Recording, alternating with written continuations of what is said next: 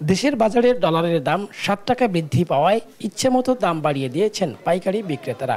রংপুরের ব্যবসায়ীরা বলছেন, দেশের 10 আমদানিকারকের কাছে জিম্মি তারা। বিদেশ থেকে মালটা আর 10 জনে আনে, 10 জনে বলতে পারে যে এই আমার মালটা এত টাকা কিনা, তোর মালটা এত টাকা কিনা, আমরা সবাই মিলে মালটা এক জায়গায় করিয়া আমরা বেশি দামে বেচবো।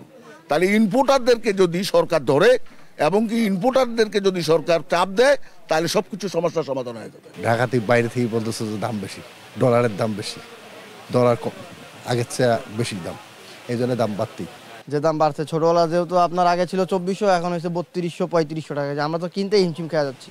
গেল সপ্তাহে ভারতীয় জিরা কেজি দরে 700 টাকা বিক্রি হলেও সেই জিরা এখন বিক্রি হচ্ছে 1100 টাকায়। 2200 টাকার ছোট এলাচ বিক্রি হচ্ছে 4000, আর বড় এলাচ বিক্রি হচ্ছে 4200 টাকায়। দারচিনি 600, লবঙ্গ 1300 আর গোলমরিচ 1200 টাকা দরে বিক্রি হচ্ছে।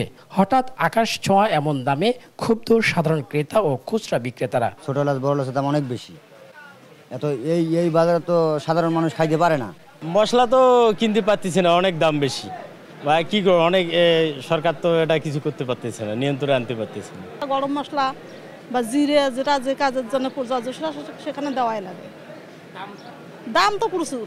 টাস্কফোর্স গঠন এবং ভোক্তা অধিদপ্তরের অভিযানের মাধ্যমে বাজার নিয়ন্ত্রণের কথা জানায় জেলা প্রশাসন। যে অভিযোগটি আসছে, এই অভিযোগের প্রেক্ষিতে আজকেই মোবাইল কোর্ট হবে এবং ম্যাজিস্ট্রেট যাবে সকল দপ্তরের কর্মকর্তাদের এবং আপনাদের সহযোগিতা নিয়ে এটার বিরুদ্ধে ব্যবস্থা নেওয়া হবে।